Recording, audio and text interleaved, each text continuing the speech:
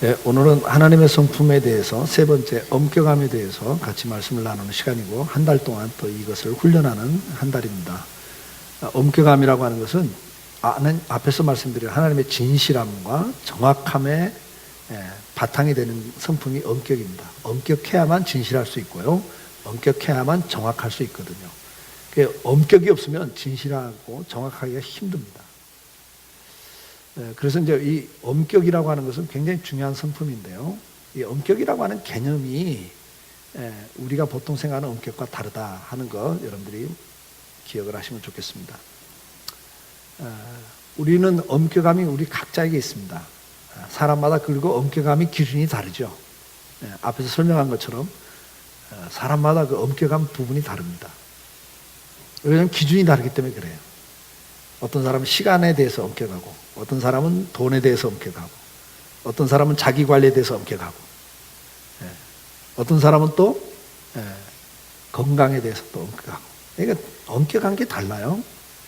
그리고 이제 우리가 교회에서도 신앙생활 하면서도 다르죠. 어떤 사람은 주의를 지키는데 엄격하고, 어떤 사람은 또 11조 생활을 엄격하게 하고, 어떤 사람은 또 기도 생활을 엄격하게 하죠.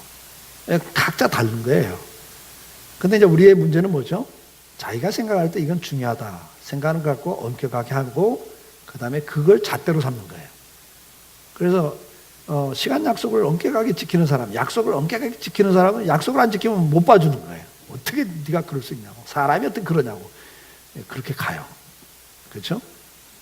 돈에 대해서 엄격한 사람은 뭐 다른 데는 뭐 모르는데 돈에 대해서는 뭐 정말 피도 눈물도 없을 만큼 엄격하게 하는 사람이 있습니다. 근데 문제는 뭐죠? 그게 다 각자 자기 기준이라는 거예요. 자기가 잘하는 거, 자기가 중요하다고 생각하는 걸 기준으로 삼고 가기 때문에 부부지간에도 그것이 트러블이 되죠. 그래서 우리가 부부 생활할 때도 그 다음에 부모 자녀 간에도 그 엄격함을 강조하는 게 다른 거예요, 사람마다. 저도 우리 아이들을 키울 때 엄격하게 한 부분이 있어요. 우리 집사람이 우리 애들에게 엄격한 게 있고 내가 엄격한 게 있거든요. 그게 달라, 부부지간에도. 우리 집사람은 책임감이 강한 사람이에요. 그래서 거짓말하는 걸 아주 못 봐줘요. 그리고 막 성실하지 않는 건 못 봐줘요.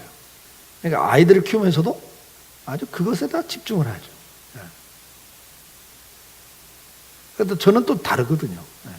제가 또 이렇게 엄격하게 잣대를 들이미는 게 우리 아이들에게 들이미는 게 다르죠. 저는 관계를 중요하게 생각하거든요. 인간관계. 그래서 그런 부분에 대해서 예의가 없다거나 매너가 없다거나 그러면 그것에 대해서는 제가 또 이렇게 좀 강하게 엄하게 이야기를 한 편이죠. 제가 애들을 때린 적이 있는데 때릴 때도 보면 우리 집사람이 매를 댈 때와 내가 매를 대는 기준이 달라요. 애들은 좀 혼란스러웠을 거예요. 그렇죠? 도대체 어느 장단에 춤을 춰야 되나. 그 정도로 우리가 엄격하다고 하는 개념이 기준이 다르다는 거죠. 그런데 내 기준을 갖고 이야기하면 부부지간에도 갈등이 생기고 부모 자식 간에도 갈등이 생기는 게 아닌가. 그래서 중요한 것은 엄격을 이야기할 때 제일 중요한 원칙이 있어야 돼요. 그 원칙에 의해서 표준에 의해서 엄격해야죠. 그럼 그 표준은 원칙은 다 서로 다르기 때문에 어디에다 맞춰야 되냐? 그게 이제 하나님에게 맞춰야 됩니다. 왜? 우리 인간을 만드신 분이 하나님이시기 때문에. 그래서 이제 제일 중요한 건 하나님 뜻이 뭐냐? 거기에 엄격해야 되고, 그 다음 하나님 말씀이 뭐라고 하느냐? 거기에 대해서 우리는 엄격해야 되죠. 왜냐하면 오늘 본문이 사도 바울이 내가 나를 쳐서 복종한다. 이런 표현을 쓰거든요. 내가 나를 쳐서 복종을 한다. 자격이 엄격한 거예요. 자격이 엄격한 건데, 그러면 뭐에 대해서 엄격하냐 할 때, 바울은 앞에서 이야기를 한단 말이죠. 복음을 전하는 자로서 자기는 엄격하게 자기를 맞추겠다고 고백을 하는 거예요. 여기다 조금 이따 설명을 드리고요. 저희 교회에서 지금 몇 년 동안 계속 강조하는 게 있죠. 그게 뭐죠? 우리를 만드신 목적대로 살아야 된다. 하나님의 형상으로 만든 목적 크게 두 가지인데, 하나님과 사랑의 교제를 나눌 수 있는 존재로 만든 거고, 두 번째는 하나님을 대신해서 세상을 다스리라고 만물의 영장으로 우리를 만들었다. 그래서 우리가 인간답게 사는 것은 하나님과 매일 사랑의 교제를 나누는 거다. 그걸 위해서 예수님이 십자가에 죽기까지 한단 말이죠. 두 번째는 뭐죠? 하나님이 나에게 준 재능을 가지고 자기 분야에서 번성하고 정복하면서 선한 영향력을 미치고 거기서 하나님 뜻을 드러내는, 그걸 우리는 사명이라 그렇게 이야기한단 말이죠. 잠언 16장 4절에 보면 여호와께서 온갖 것을 그 쓰임에 적당하게 지으셨다 그렇게 기록을 하고 있고, 계시록 4장 11절에 보면 우리 주 하나님이여 영광과 존귀와 권능을 받으시는 것이 합당하니 주께서 만물을 지으신지라. 근데 어떻게 지었어요? 만물이 주의 뜻대로 있었고 또 지으심을 받았네. 주님의 뜻에 의해서 만들어졌단 말이죠. 오늘 우리가 살아가면서 가장 중요한 기준이 뭐가 되냐면 하나님이 나를 만드신 목적대로 살아가는 거죠. 그럼 하나님 나를 만든 목적 가운데 중요한 게 뭐냐? 하나님의 영광을 드러내는 거예요. 히브리서 11장 5절에 믿음으로 에녹은 죽음을 보지 않고 옮겨졌으니 하나님이 그를 옮기심으로 다시 보이지 아니하였느니라. 그는 옮겨지기 전에 하나님을 기쁘시게 하는 자라는 증거를 받았느니라. 그러니까 믿음대로 살았던 사람의 대표적인 사람 가운데 하나가 에녹인데, 에녹의 특징이 뭐냐니까 하나님을 기쁘시게 하는 삶을 살았다는 거예요. 그게 제대로 산 거라는 거죠. 히브리서 12장 28절 그러므로 우리가 흔들리지 않는 나라를 받았으니 은혜를 받자. 이로 말미암아 경건함과 두려움으로 하나님을 기쁘시게 섬길지니. 고로새 1장 10절 주께 합당하게 행하여 범사에 기쁘시게 하고. 로마서 14장 18절 이로써 그리스도를 섬기는 자는 하나님을 기쁘시게 하며 사람에게도 칭찬을 받느니라. 계속 강조되는 것 중에 하나가 뭐죠? 하나님을 기쁘시게 하는 것이 성도의, 사람의 가장 중요한 목적이라는 거죠. 데살로니가전서 2장 4절에도 같은 말씀을 합니다. 하나님을 기쁘시게 하려 함이라. 우리가 구원받은 백성으로서 가장 중요한 것은 뭐냐? 하나님을 기쁘시게 하는 건데, 바울은 이제 그 하나님을 기쁘시게 하는 것이 뭐냐 그럴 때 그걸 이제 사명으로 이야기를 하잖아요. 사명으로 이야기할 때 사도행전 20장 24절에 내가 달려갈 길과 주 예수께 받은 사명 곧 하나님의 은혜의 복음을 증언하는 이 일을 마치려 하면은 나의 생명을 조금 더 귀한 것으로 여기지 아니한다. 이렇게 고백을 하죠. 그러니까 바울은 뭘 깨달았죠? 나를 만든 목적. 내가 길리기아 다소 지방의 거부의 아들, 거상의 아들로 태어난 것. 그 거상의 아들로 태어나면서부터 로마 시민권, 천부장도 돈을 주고 살 수밖에 없었던 그 귀한 로마 시민권을 가졌던 가문에서 태어났고, 그 거상의 아들로 태어났기 때문에 어릴 때부터 로마 제국의 가장 공용어였던 라틴어, 헬라어에 능통하게 됐고, 그 다음에 율법의 최고의 학교에서 공부를 하고, 이 모든 것을 이렇게 나를 만들어 오신 이유가 뭐냐니까 이방인에게 복음을 전하는, 로마 제국 어디나 마음대로 갈 수 있고 가서 복음을 전할 수 있는 언어가 되고 로마 시민권을 갖고 있는, 그것이 나를 만드신 거예요. 하나님이 나를 그런 가정에 태어나고 그런 공부를 하게 하고 그런 경험을 하게 해서 결국은 이방인들에게 복음을 전하는, 선교사가 되게 하는, 그게 자기 사명이라는 걸 알잖아요. 그리고 그것을 하는 데 있어서 날마다 나를 쳐서 복종을 시킨다. 지금 이렇게 이야기를 하는 거죠. 그러니까 중요한 건 뭐죠? 우리가 엄격해야 되는 것은 어디에 엄격해야 하냐? 하나님의 뜻에 엄격해야 되는 거예요. 하나님의 뜻에 엄격해야 되는 거예요. 로마서 12장 2절은 이렇게 권면합니다. 너희는 이 세대를 본받지 말고 오직 마음을 새롭게 함으로 변화를 받아 하나님의 선하시고 기뻐하시고 온전한 뜻이 무엇인가 분별하도록 하라. 너희는 이 세대를 본받지 말라는, 이 세대가 뭐예요? 이 세대. 이 세대란 말은 그 시대의 정신, 가치관을 말하거든요. 너희는 이 시대의 가치관을 따라가지 말고 마음을 새롭게 하고 생각이 바뀌어서 변화를 받아서 하나님의 선하시고 기뻐하시고 온전하신 뜻이 무엇인가 분별하고 그걸 위해 살아라. 그렇게 말씀한단 말이죠. 그럼 여러분들 오늘 이 시대가 뭡니까? 이 시대.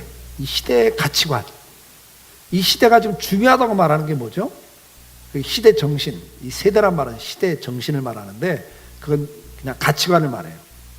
요즘에는 뭐가 최고 중요하다고 말하죠? 이 시대가 뭐예요? 여러분들 날마다 뭐가 중요하다고 생각하고 사세요? 속으로는 요건데 예배당에서는 그렇게 말할 수 없고 그걸 내숭 떤다고 그러잖아요. 속에 있는 게 뭐예요? 뭐가 중요해요? 날마다 지금 돈. 예, 지금 막 사람들은 다 여기에 지금 막 돈. 전 세계가 지금. 이 시대는 이 시대. 이걸 뭐라고 그러죠? 세속주의라고 그래요. 세속주의. 세속주의가 뭐죠? 눈에 보이는 것에 최고의 가치를 부여하는 것. 그게 실용주의도 거기 들어가요. 그러니까 이 시대의 가장 핵심 사상이 뭐냐면 세속주의잖아요. 눈에 보이는 게 최고예요. 그러니까 돈, 외모, 건강, 성공. 지금 여기에 다 지금 사람들이 몰두하고 있잖아요. 그 다음에 또 하나가 뭐죠? 여러분 잘 아는 상대주의. 요즘 현대의 가장 핵심 사상은 상대주의예요. 뭐죠? 다원주의예요. 그게 뭐예요? 절대적인 건 없다. 진리는 없다. 절대적이란 건 시대가 바뀌면 바뀌지 않냐. 시대가 지나고 세월이 지나고 그리고 민족 따라 나라마다 절대 가치가 다르지 않냐. 그러니까 이것이 가치 있는 거다. 이것이 절대적인 거라고 말하면 잘못된 거다. 맞죠? 여러분들 그래 안 그래요? 시대가 변하면서 가치관이 바뀌잖아요. 그러니까 이 시대 이것은 진리야. 이게 절대적인 거 해봤자 그건 바뀌는 거니까 그건 진짜가 아니다 이게. 그게 상대주의예요. 그걸 우리는 다원주의라고도 표현해요. 그러니까 기독교만 진리다. 그렇게 말하지 말라는 거. 이 시대는 그렇게 말해요. 그러니까 결론은 이것이 상대주의, 다원주의의 핵심은 뭐죠? 개인주의. 인간이 주인이에요. 그러니까 내가 느끼는 거, 내가 생각하는 게 중요하다는 거죠. 다른 걸 강요하지 말라는 거예요. 그래서 권위를 부정하고 자기중심적인 삶을 살아가는 게 이 시대의 가장 큰 특징입니다. 근데 성경은 뭐라고 가르쳐요? 그러니까 시대마다 기준이 바뀌는 게 세상의 풍속이라는 거예요. 그걸 따라 살지 말라. 그건 허무한 거다. 그건 진짜가 아니거든요. 맞아요. 다 알아 사람들이. 이게 진짜가 없어. 그러니까 그 세상 풍속을 따라가지 말라는 거예요. 주님은. 그러면서 뭐라고 그래요? 너희는 이 세대를 본받지 말고 오직 마음을 새롭게 하여 변화를 받아. 다시 돌아가라는 거예요. 하나님 뜻이 뭔가? 하나님이 기뻐하는 게 뭔가? 이걸로 돌아가야만 인간을 창조한 하나님의 본래 목적대로 돌아가야만 인간이 진정으로 행복하고 진정으로 복을 누린다는 거예요. 근데 마귀는 뭐라고 그래요? 그거 아니야. 네 원하는 대로 살아. 네 눈에 보이는 대로 느끼는 대로 살아. 그러면 인간이 행복할 것 같은데 이것은 하나님을 버리는 거기 때문에 더 비참해지고 더 불행으로 가는 거예요. 좀 보세요 여러분. 이 상대주의, 다원주의가 우리를 행복하게 하고 있어요? 사회를 서로 인정해야 된다. 존중해야 된다. 근데 결론은 그렇게 되고 있냐고요. 그 가장 기본 핵심 사상이 개인주의이기 때문에 여러분 세상은 더 갈등으로 갈 수밖에 없어요. 하나님 앞에 가야만 진정으로 다른 사람을 인정하고 존중할 수 있어요. 이걸 거꾸로 가는 거예요. 마귀는 다 하나님을 카피해요. 하나님의 사상을 카피해서 그럴듯하게 말하지만 실은 거짓말의 압이기 때문에 거기에 속아가면 결국은 인생은 불행해져요. 인간이 주인이 되면 인생은 불행할 수밖에 없어요. 그래서 우리는 다시 돌아가야 돼요. 그래서 이 엄격함은 기준이 뭐냐? 하나님이고 하나님의 뜻이고 그 뜻을 드러낸 하나님의 말씀이에요. 그래서 이 말씀을 정확하게 우리가 알지 못하면 결국은 엄격할 수가 없어요. 그 말씀 앞에 자기를 쳐서 복종시키는 거죠. 그래서 여호수아 23장 6절에 그러므로 너희는 크게 힘써 모세 율법책에 기록된 것을 다 지켜 행하라. 그것을 떠나 우로나 좌우나 치우치지 말라. 그렇게 권면을 해요. 중요한 건 하나님 말씀이 기준이에요. 역대상 29장 19절에 다윗이 자기 아들 솔로몬을 놓고 기도하면서 뭐라고 그래요? 내 아들 솔로몬에게 정성된 마음을 주사. 하나님 앞에 정성된 마음을 주사. 주의 계명과 권면과 율례를 지켜 이 모든 일을 행하게 하시고 그렇게 기도해요. 정말 자식을 놓고 기도하면서 뭐가 하나님 장수하고 물질의 복을 받고 이런 것보다 기도했던 게 뭐냐? 하나님을 향한 정성된 마음을 잃지 않고 그래서 하나님의 말씀을 하나님의 그 권면을 따라가는 아들이 되게 해주세요. 이걸 기도하는 거잖아요. 여러분 인생이 복된 게 어디 있습니까? 신명기 5장 10절에 나를 사랑하고 내 계명을 지키는 자에겐 천대까지 은혜를 베푸느니라 그랬어요. 역대상 28장 7절에 뭐라고 그래요? 그가 만일 나의 계명과 법도를 힘써 준행하기를 오늘같이 하면 내가 그 나라와 나라를 영원히 경고하게 하리라. 영원히 흔들리지 않고 경고함이 어디 있어요? 하나님 말씀을 따라갈 때예요. 잠언 19장 16절에 계명을 지키는 자는 자기 영혼을 지키거니와 자기 행실을 상가지 아니하는 자는 죽으리라 그래요. 계명을 지키는 게 영육이 사는 길이거든요. 우리가 이 엄격함을 생각할 때 중요한 기준이 뭐냐, 원칙이 뭐냐 할 때 하나님이고 하나님 말씀이다. 그걸 꼭 기억하셔야 됩니다. 그 다음에 이제 두 번째, 그 엄격함이 어떻게 나타나는가 할 때 기준은 말씀인데 그게 어떻게 나타나냐 할 때는 절제로 나타난다. 엄격한 성품은 자기 자신에 대해서 관대하지 않는 걸 말해요. 일반적으로 사람들은 자기에게는 관대하고 남에게는 엄격하거든요. 그걸 아주 이렇게 잘 표현한 말이 자기가 하면 로맨스, 남이 하면 불륜 이렇게 말하잖아요. 그러니까 사람은 참 자기에게는 관대해요. 이게 타락한 인간의 특징이죠. 예. 여러분들이 대부분 자기에게는 관대해요. 그런데 남에게는 엄격하거든요. 근데 성경에서 말하는 엄격은 뭐냐면 하나님 말씀에 자기를 엄격하게 하는 거예요. 바울이 자기를 치는 거예요. 예수님께서 엄격하셨잖아요. 그 예수님의 엄격함은 하나님의 뜻에 대한 엄격이었어요. 요한복음 6장 38절에 내가 하늘에서 내려온 것은 내 뜻을 행하려 함이 아니요 나를 보내신 이의 뜻을 행하려 함이니라. 여러분, 예수님이 이 땅에 오셨잖아요. 오병의 역사를 일으키니까 떡 5개 물고기 2마리 갖고 막 5,000명을 먹이니까 사람들이 막 눈이 뒤집어지잖아요. 야, 이분을 우리 왕으로 모시면 우리는 평생 먹고 사는 문제를 경제적인 문제 해결되겠구나. 안진뱅이를 일으켜요. 장님의 눈을 뜨게 해요. 나병 환자를 고쳐요. 야, 이분만 있으면 우리 인생의 문제는 다 해결되겠구나. 이분을 우리 왕으로 모시자 이런단 말이에요. 인기가 하늘을 찌를 듯 올라가고 있어요 지금. 근데 이때 예수님이 어떡하죠? 얼른 도망을 치신단 말이에요. 아마 나라면 아닐 것 같아요. 막 인기가 막 하늘 찌듯 올라가. 막 이철호 목사 와 최고 막 이러면 어떻게 될 것 같아요, 여러분?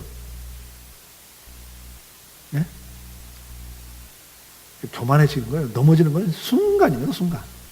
근데 예수님은 지금 엄격한 거예요. 뭐예요? 자기 자신에게 엄격한 거예요. 뭐예요? 내가 이 땅에 온 것은 인기 없고 왕이 되기 위해서 온 게 아니라는 거예요. 내가 여기 온 것은 나를 보내신 아버지의 뜻이 있는데 그게 뭐예요? 십자가에 죽는 거예요. 내가 그걸 위해 왔다. 그리고는 그 인기와 사람들의 환호를 거기서 자기를 엄격하게 차단시켜요. 이 이야기가 쉬운 이야기가 아니란 말이죠. 이제 반대로 어떻게 되죠? 예수를 또 이제는 막 능욕하고 모욕하고 또 모함하고 비판하고 이제는 막 극기야 어떻게 해요? 얼굴에 침을 뱉고 채찍을 때리고 십자가 매달아 놓고 조롱을 해요. 네가 진짜 메시아? 야, 웃기지 마. 네가 무슨 메시아야? 내려와봐. 나 같았으면 어떻게 했을까? 이철호 목사 같아요. 막 인기가 올라가고 막 세상에서 제일 존경하는 사람은 이철호 목사 막 이러면서 막 저런 분 없어, 저런 목사 없어 막 이래. 여기에도 쉽게 넘어갈 사람이에요, 저는.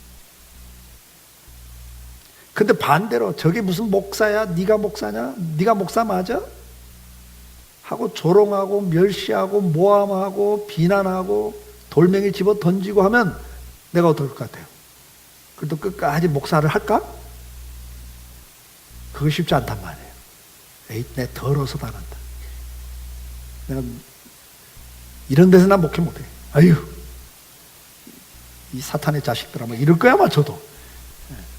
그래가 십상인 사람입니다, 여러분. 근데 예수님은 그때 어떻게 해요? 이 사탄의 자식들아, 뭐 이래요? 십자가에서? 저주받을지어다, 막 이래잘 않아요. 주님은 그때 이렇게 말씀해요.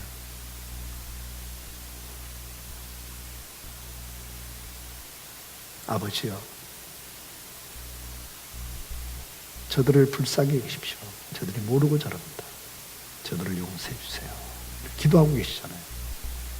누가복음 22장 42절에 보면 주님이 이렇게 말씀해요. 이르시되 아버지여 만일 아버지의 뜻이거든 이 잔을 내게서 옮기시옵소서. 그러나 내 원대로 마옵시고 아버지의 원대로 되기를 원하나이다. 여러분 십자가에 죽는 게 쉬운 일이냐고요. 그냥 총 한 방 빵 쏴고 죽인다면 죽을 수 있다고요. 저도 순교할 수 있을 것 같아요. 총 한 방 빵 쏴 죽인다면. 근데 자신이 없는 게 있어요. 그게 뭐예요? 고문이에요, 고문. 저는 지금도 주사 맞는 게 싫어요. 겁나. 근데 우리 믿음의 선배들이 그 순교당한 이야기들을 읽어보면 나는 못할 것 같아. 잡아다 놓고 고문을 하는데 너 신사참배 할 거야 안 할 거야? 아이고 우상숭배라는 안 합니다. 그러면 어떻게 해요? 손가락 사이에 손톱 사이에다가 대못 하나를 푹 찔러. 제일 예민한 데거든요. 그래놓고 피가 멈출 만하면 하루 이틀 있다 불러. 또 불러다 놓고 너 신사참배 할 거야 안 할 거야? 나 안 합니다. 그러면 그 옆에 손가락도 푹 찔러요. 10손가락 10발가락을 2, 3일에 하나씩 꽂아대. 대침을. 어떤 사람은 너 신사참배 할 거야 안 할 거야? 나 안 합니다. 그럼 귀 하나 딱 잘라. 이게 여러분 보세요. 그러면 이게 피가 굳어가지고 통증이 끝날 때쯤 되면 또 불러. 너 신사참배 할 거야 안 할 거야? 나 안 합니다. 그럼 이쪽도 또 잘라.